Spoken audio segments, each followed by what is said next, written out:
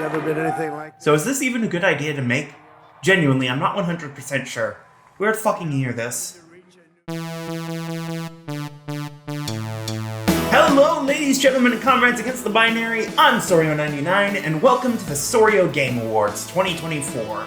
This is where we hand out 10 awards to some of the best games from the year, though not necessarily the top 10 best, because for reasons only known to nobody, I insist on the idiosyncratic award style. Mostly because it lets me branch out a little. I mean, how else am I going to talk about the same game 3 years in a row? As far as ground rules, basically, the game awarded must have either released in 2024 or had major content added in 2024. Sure, this was the year I first played Duke Nukem 3D, but that very much doesn't make it eligible for an award. I'm not Donkey. Also, each game can only get one award, and each award can only go to one game. If by Game of the Year is a VR title, then the award for Best VR Game is going to go to the second best VR game. If you want one game to sweep multiple categories, just watch Jeff Keighley's latest corporate propaganda. And finally, I have to have played the game at least some in order for it to qualify. I'm sure Shadow of the Erdtree is a fantastic expansion to the Elden Ring experience, but I haven't even played base Elden Ring yet, and I'm not sure I ever will. Which also brings me to a disclaimer for these awards. Sometimes I am stupid and wrong, and most of my video game opinions should be taken less with a grain of salt, more with a giant salt rock. Last year, my award for Best Remake went to Kirby's Return to Dreamland Deluxe, and even I don't agree with that anymore. I almost certainly will regret giving some game awards here and snubbing others. Also, I started writing this in early November, so any world-shattering games released in December aren't going to get a fair chance. Yeah, this isn't the most professional thing in the world if the music doesn't make that obvious. Still, I'm trying my best, I swear. With the preamble out of the way, let's begin with the Ghostbusters 2 award. This goes to the most fitting sequel. Is it the best sequel? Not necessarily. But considering what it's a sequel to, it's a very fitting follow-up. And what does that mean? Well, damn, you got me there. And the winner is...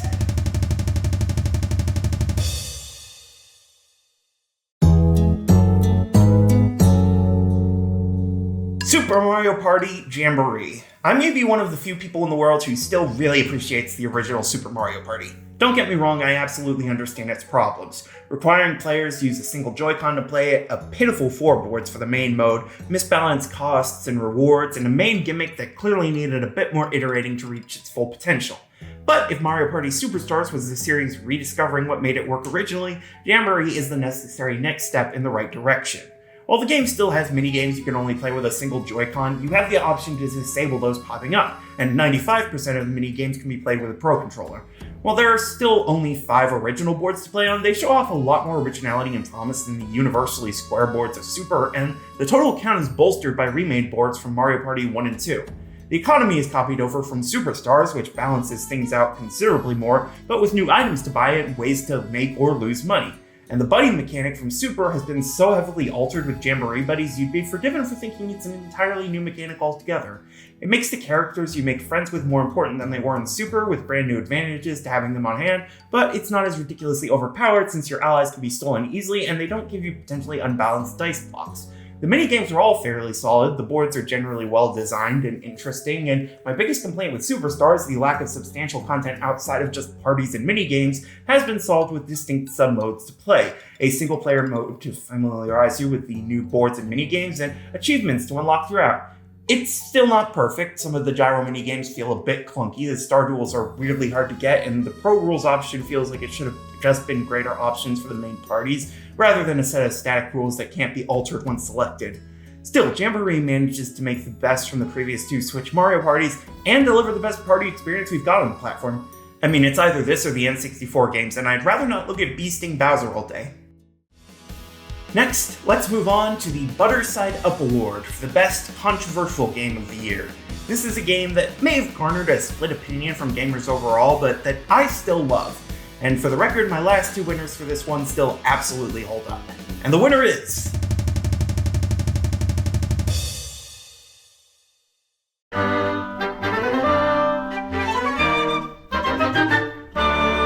Legend of Zelda: Echoes of Wisdom. It feels like even as the Zelda series grows and changes with each new entry, we as Zelda fans are destined to have the exact same arguments over and over again. Like the cycle Link and Zelda are trapped in themselves, only I can't hit the people on the subreddit with a rock. Echoes of Wisdom has certainly hit a lot of common topics with its somewhat cartoony art style, overworld reminiscent of A Link to the Past, and iffy item selection system. I'll admit that last one is fair enough. The line or big grid of summons aren't exactly elegant, and there are some issues I have with the game beyond that. No game is perfect, even Pong can occasionally glitch out. But if I have to hear one more person argue that the game's art style means the developers don't take it seriously, I'm going to start going to conventions, kidnapping Zelda fans, and forcing them to watch Baby's Guide to Basic Media Analysis. No, the fact that Zelda in this game has black dot eyes does not make it any less worthy of praise.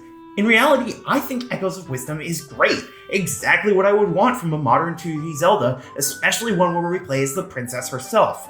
With more structure than the WoW duology, which does wonders for a consistent and intriguing plot, and the dungeons manage to feel fresh even as we return to the classic Zelda dungeon format.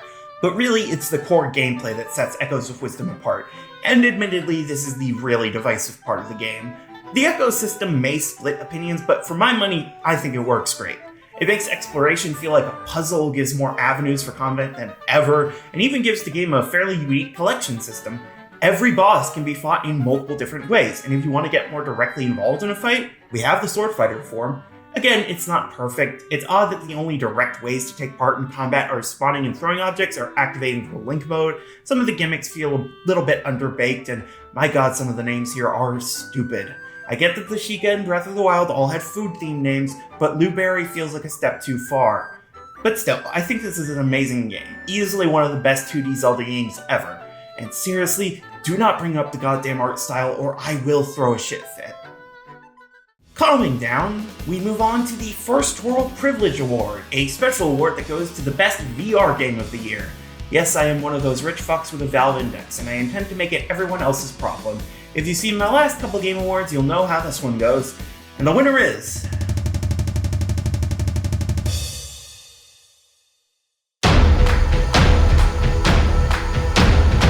Blade and Sorcery. I have been hyping this game up for years. I showed this game to my only ever girlfriend. I bought a VR headset as a teenager with -5 square feet of room for it, and I've been playing the early access version of this game ever since. I can't just not give it the best VR game award now that it's finally out. Thankfully, this isn't just some cost. I genuinely think Blade and Sorcery has come out fantastic. For a refresher, Blade and Sorcery is a VR title primarily about melee combat and magic casting, if that wasn't obvious. It's also the game that unintentionally ruined Boneworks for me because it does melee combat, realistic VR bodies, and climbing on terrain 100 times better than anything Stress Level 0 has ever made.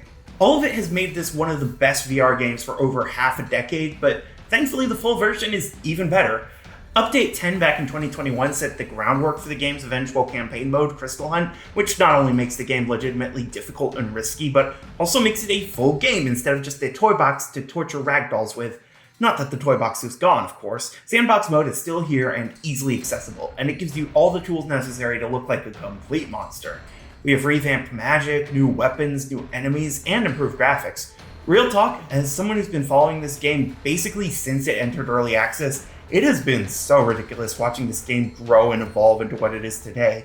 From the house shrinking and then opening the front door, the introduction of magic beyond grabbing weapons and shooting lightning, the revamp of just about every system in the game. And all of this was made by a dev team smaller than my AP history class in high school. I know VR isn't for everyone between the cost of the equipment and the risks of motion sickness, but if you can stomach both of those, I can't recommend Blade and Sorcery enough. Besides, it's only $30 and that's cheaper than either of the games I awarded before this. Keeping on theme with topics that wouldn't have been possible 15 years ago, let's talk the Insulation Renovations Award, which goes to the best content update released this year. This can be paid DLC, a free update to a good game, or even a port of content from a new version to the original release. And the winner is...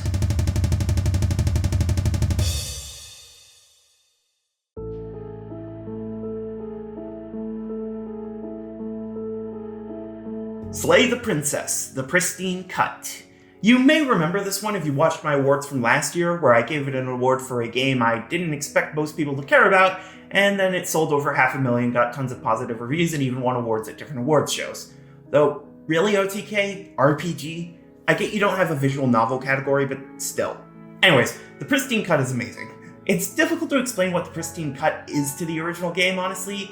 The best way I can describe it is by comparison, but even that feels woefully insufficient. We have brand new stories to find and explore, expansions to previously existing routes that were a bit lacking originally, even more of the best writing and voice acting visual novels can provide, all wrapped up with brand new ports to bring the game to a wider audience than ever before. It's difficult to explain just what I love most about the Pristine Cut without spoiling it, unfortunately. This really is the kind of game where 90% of the appeal comes from the writing. Obviously, it is a visual novel after all. What I will say is, the new routes are all excellent explorations of the game's core themes and narrative.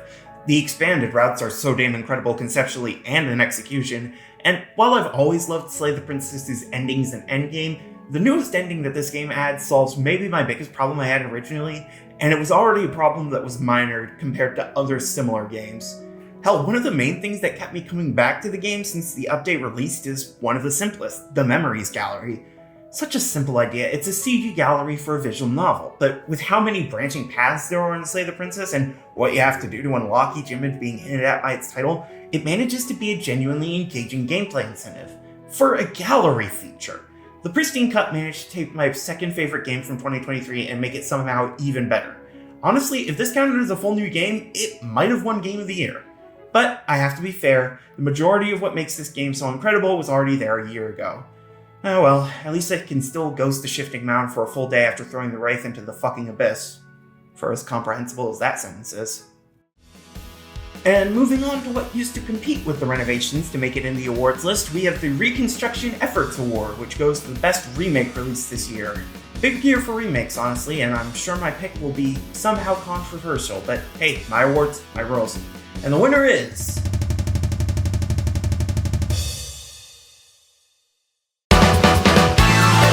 Paper Mario: The Thousand-Year Door.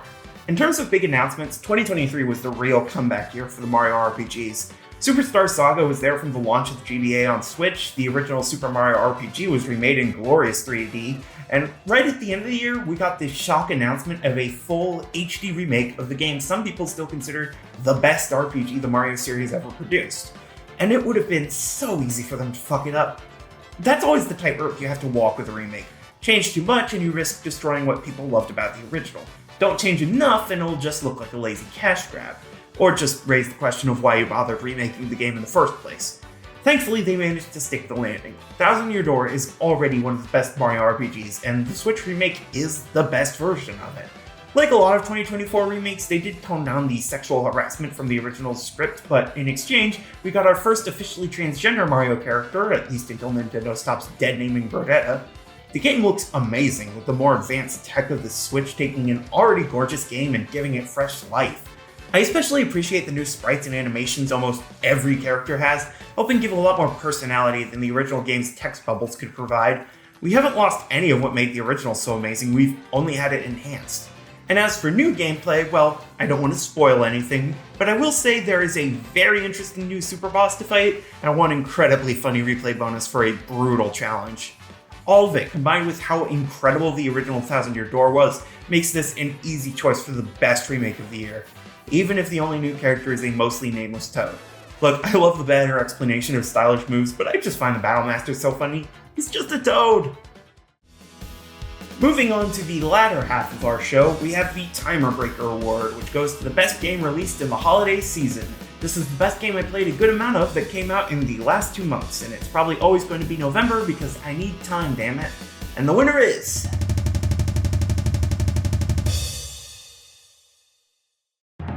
Mario & Luigi Brothership. Another Mario RPG, and the best way to end the string of re-releases and remakes. The first original Mario RPG since 2020's Origami King, and the first original Mario & Luigi game since 2015's Paper Man. Look, Brothership isn't perfect by any means. The opening is a little slow, some of the writing is repetitive, and the rank-up system really is no replacement for the roulette level-ups from the original 2 games. But I'm sorry, I just really needed this game.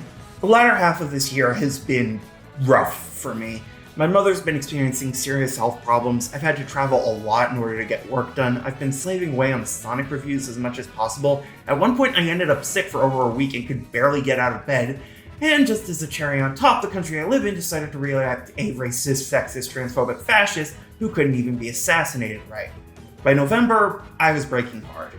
So, when a well-made, highly polished Mario RPG that was clearly made with love released, with themes of love, friendship, and connection, yeah, this is purely a sentimental choice.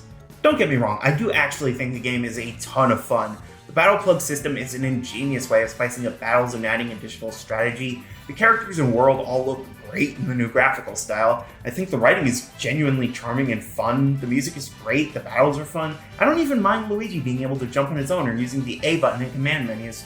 Brothership got a lot of early pessimistic discussion thanks to IGN's largely negative review, because for some reason people still take IGN's review scores as meaning anything.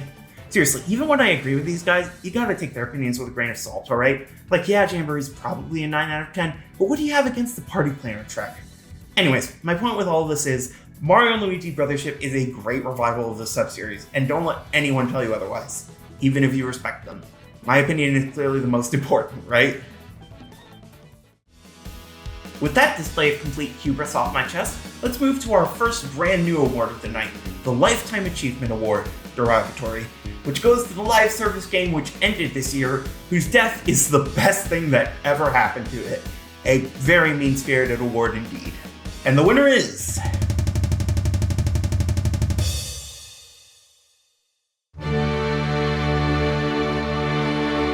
Concord. 2 weeks. Just 2 weeks. Yes, I made up a brand new award just so I could talk about this dumpster fire. Hell, I'm technically breaking my own rules here because I never actually played Concord, and now I'm never going to. But I just couldn't pass up this opportunity because when else am I going to get the chance to talk about this most historic of failures? Concord was always going to fail. Anyone who saw that reveal, even secondhand, knew it would be a flop. The only people who didn't realize this game was going to fail were some of the people responsible for it, and the billions who had no idea it even existed. And yet, nobody could have predicted just how bad it would be. 2 weeks. 2 weeks this game existed for. Just 14 days from official release to being completely unplayable. The only game that existed for less time was The Culling 2, but that was an indie battle royale with a developer employing less than 50 people. Concord was a first-party Sony hero shooter with reported development costs of around $400 million, and it was alive for less time than a literal fly. At most, the game had less than 700 players on Steam, with their numbers a week after release being around 162. The game itself sold maybe 25,000 copies all told. That is horrible. Luigi's Mansion 2 HD, a remake of the worst Luigi's Mansion game that nobody was asking for, managed to crack 1 million copies. Animal Well, a game made almost entirely by one person and published as the first game of a YouTuber's publishing company, sold over 80,000 in its first weekend. Fucking Decentraland, a browser-based crypto game whose only real accomplishment is being so much of a scam, Dan Olsen made it the main focus of an hour-and-a-half long video essay, still manages to pull in over 800 players a day. This isn't just a failure by big AAA standards, although by those it is so much worse. This is an abject, pathetic flop by the standards of fucking crypto scams. It killed Firewalk, and as much sympathy as I have for the developers at that studio, it also basically killed off most of Japan's studio, who didn't even contribute a bit to that failure. It doesn't even matter how technically playable or occasionally enjoyable the game was in the actual hands, Concord was just an unmitigated disaster through and through.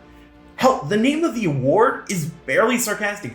This is genuinely something of an achievement. A game nobody wanted, and now nobody can have. They will write academic essays about how badly Sony has fucked up this console generation, I swear. 2 weeks! Right, with the outwardly negative award out of the way, let's move on to the Lifetime Achievement Award, Affectionate, which in stark contrast goes to the best live service game that ended this year, the game that dazzled us as it lived and went out with an incredible bang. Don't expect this often. And the winner is...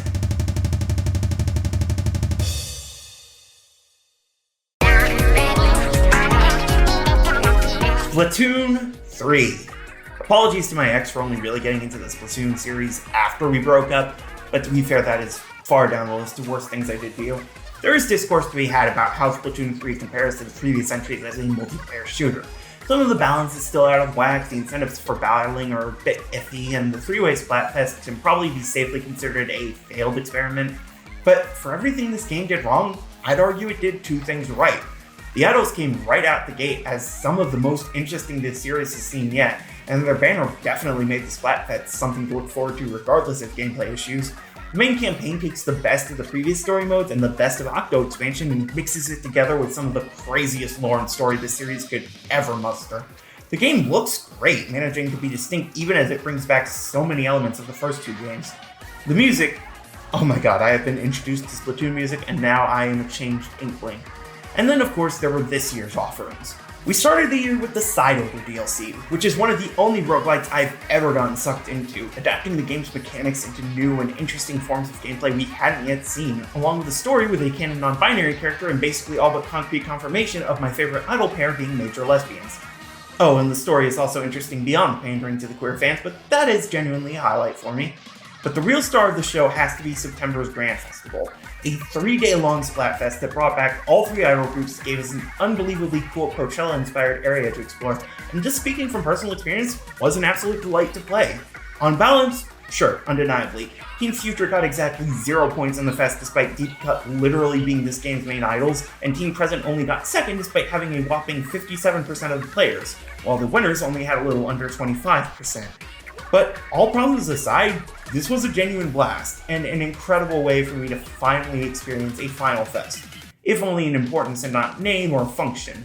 Splatoon 3 has its flaws, but playing it over this past year has been a real delight, and I can promise, I'm gonna be there day 1 for Splatoon 4. Just please don't give us 4-color Splatfest, Nintendo, you're smarter than that. Now we move on to our penultimate award for the year, the award that I might really regret, the Quaker's Rice Cakes Award, which goes to the best game I love that everyone else probably doesn't care about. This can be a mostly unseen indie game, a quickly forgotten first-party game, or just a random game that I think needs even more attention and love. It's a weird award, and the winner is...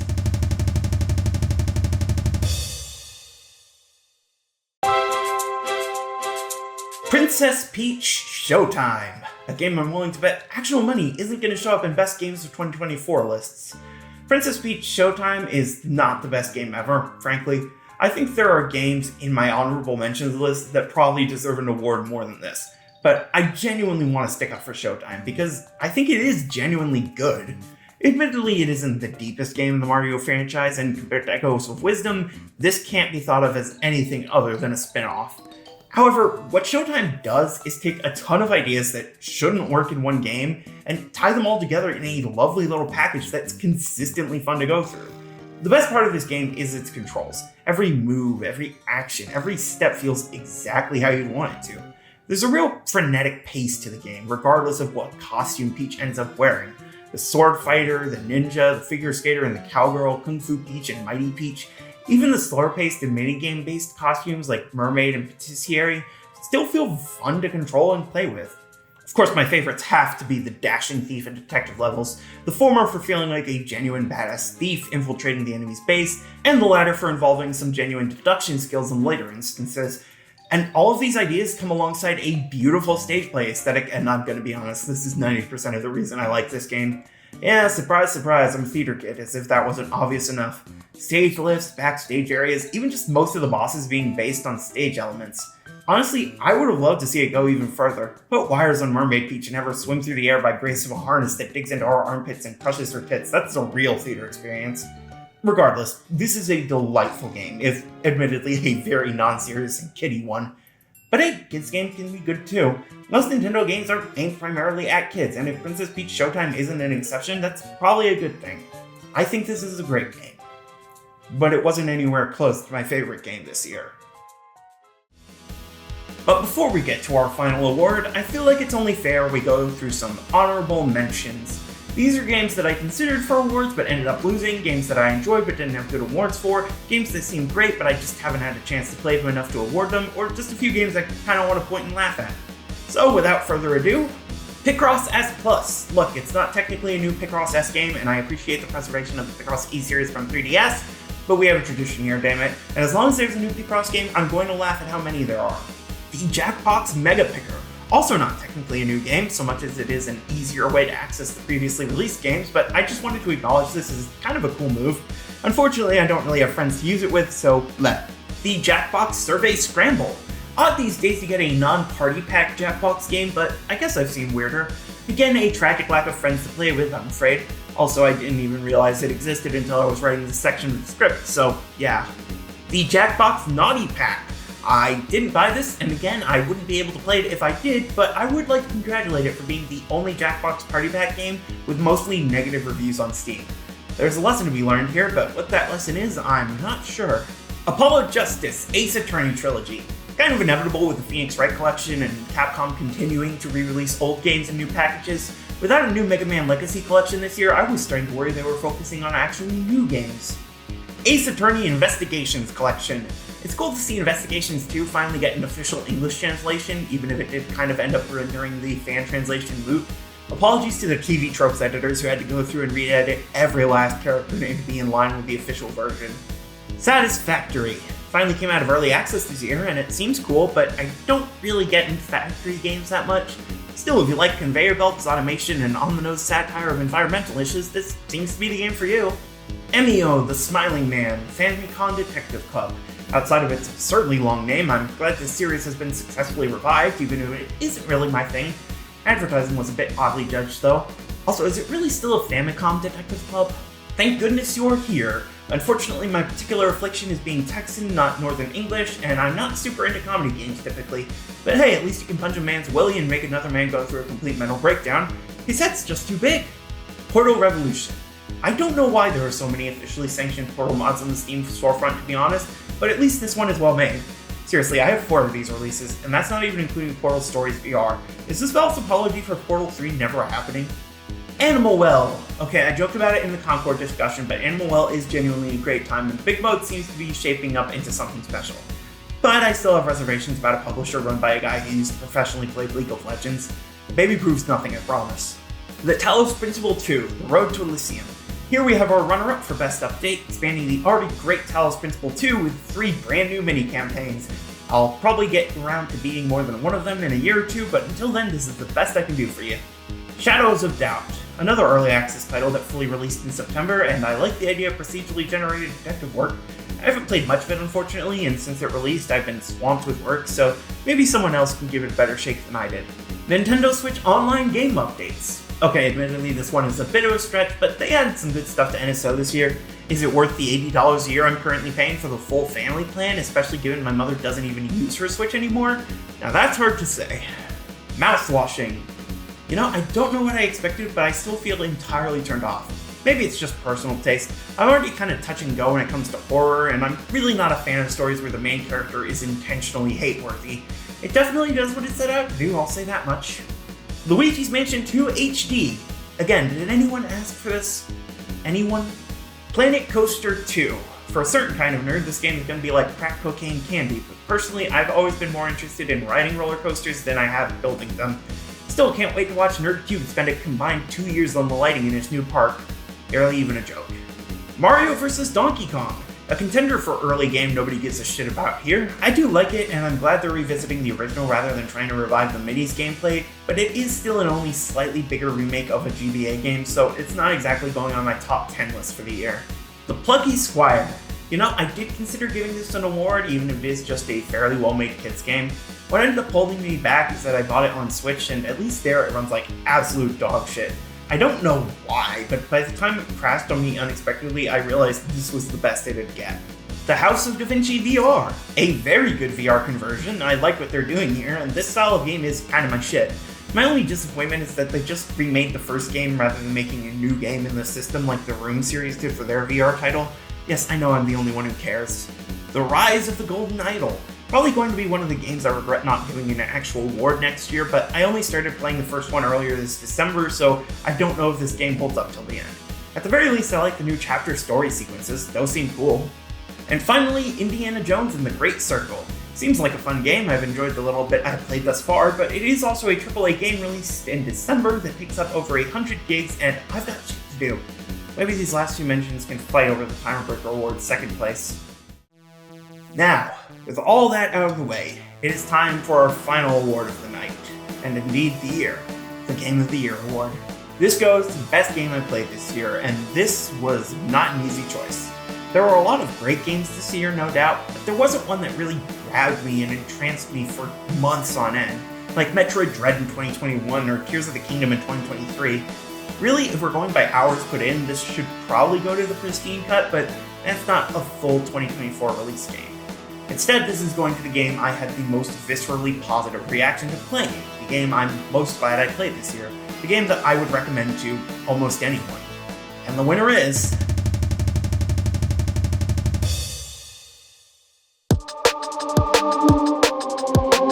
Sonic X Shadow Generations. Yes, for the second time in my channel's history, the latest release in a mega-reviewed series has won my Game of the Year, and I started planning the Sonic project before I knew this game would even exist. I don't want to spoil too much about the multi-hour-long review series I'm going to be uploading until March of next year, but I will say this. Sonic Generations was already one of the best Sonic games. Genuinely, I know it's not for everyone, and I don't blame you if you don't like it, but I think Sonic Generations is great. I've been a Sonic fan since I was an actual child, to the point where I'm technically half named after the franchise, and I could not have created a better celebration of what the Sonic series is than Generations. Classic Sonic still feels just a little wonky to me. It's not quite at the same level of precision and fun as Sonic Mania, but that's hardly worth disqualification when everything else about the game is so damn amazing.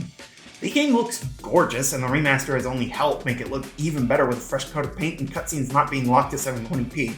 The script has been changed in a number of places, and I'm not 100% sure if it's an improvement or more of a lateral change, but then again, the script has always been the weakest part of Sonic Generations.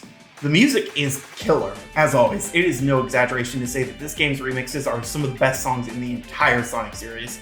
The boost formula is at its best ever with this game's modern Sonic. Everything from the controls to the physics to exactly how you can charge your boost meter, all of it comes together perfectly here. I love this game's challenges, the way they let you experience these levels and path locales in both familiar and incredibly unfamiliar ways. Have I spent actual hours of my life on getting good ranks on individual Sonic Generations challenges? Absolutely. And the boss fights are all great, really. The only one I'm iffy on is the Death Egg robot, and that might just be that I still categorically suck at it.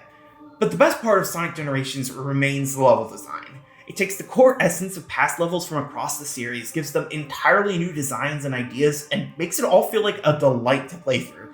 The remake only improves on the gameplay too. Removing lives was kind of inevitable given the Colors remake and Sonic Origins did the same, but it does genuinely help, even if you're still going for perfects at every level like I tend to. The new Chow in each level may not do a ton, but it is nice to have a new collectible to go for, especially for players who have long since memorized where the red rings are. And the drop dash, yeah, this is kind of superfluous, but it's here, and that's pretty neat. Sonic Generations was done so well in this remaster, and that's only half the package. Shadow Generations is absolutely phenomenal.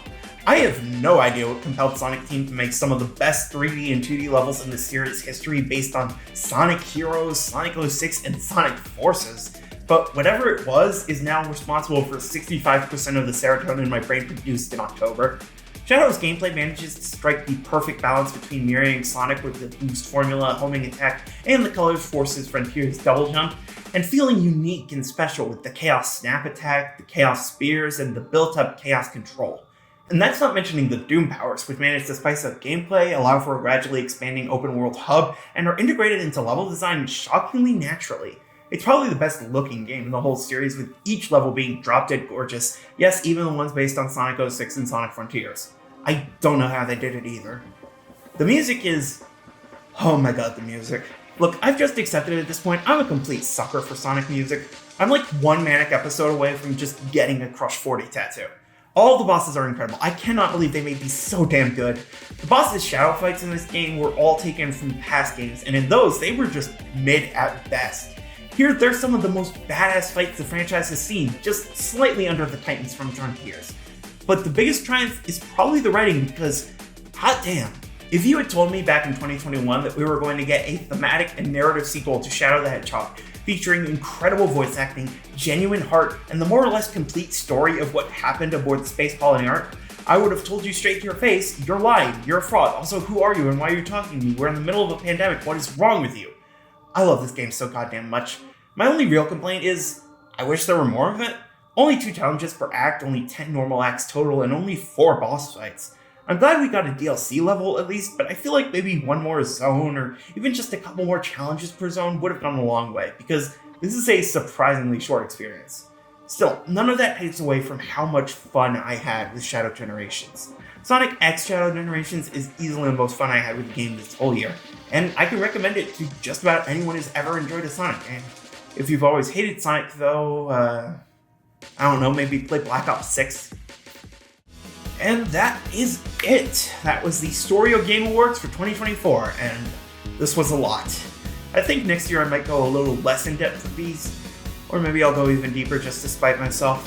Anyways, I hope you all enjoyed, have a happy new year, and I'll see you all next time. Peace!